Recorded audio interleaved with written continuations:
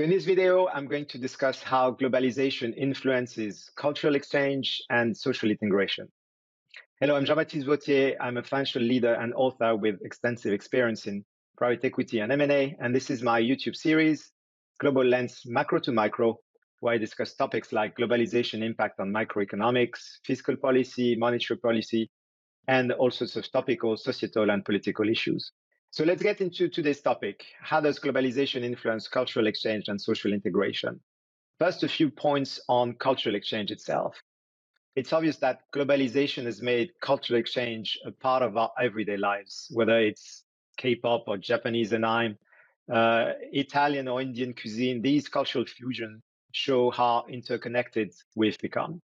And this happens through, of course, physical travel, trade, but now more than ever through technology, like, of course, internet, social media, which more than ever rapidly spread cultural content, ideas, topics, news across borders. And at its best, cultural exchanges creates empathy, creates mutual understanding, and a sense of shared humanity, shared values, shared source of interest. But the balance between globalization and cultural diversity is not only an easy one. And some fear that globalization may homogenize cultures, may overshadow local traditions with dominant global trends, and may lead to a loss of identity. However, it can also preserve and celebrate diversity.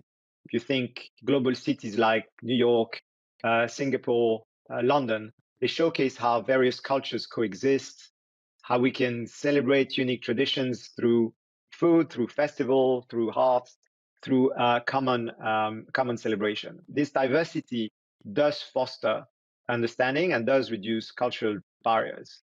However, there's a darker side or more difficult side. And when you think in terms of social integration in a globalized world, there are challenges. Migration, which is a key aspect of globalization, does bring new cultural practices to host countries. But this, as we've seen recently, in particular in the Western world, this can lead to tensions initially. Dialogue and inclusive policies should therefore be implemented to bridge those gaps and to avoid the tension that have arisen recently and the sort of gut reaction from local people when it comes to immigration of different cultures. Programs that promote cultural exchange, language learning, access to social services are therefore vital if we want to foster more social cohesion. And the challenge, again, is balancing national identity with global citizenship. And again, cultural exchange and integration comes with its challenge despite its benefits.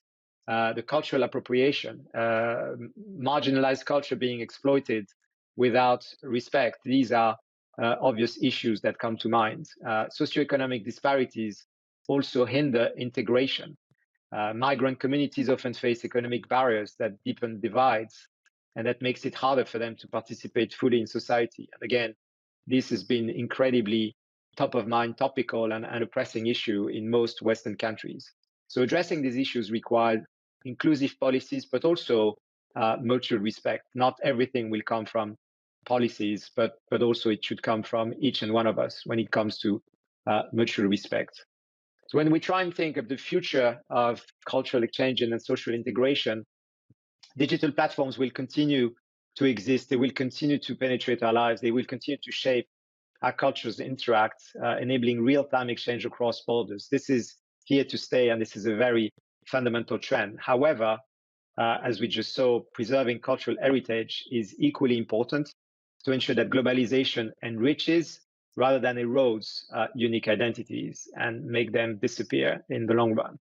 The key is, as always, to balance things out, embracing global interconnectedness while celebrating cultural uniqueness.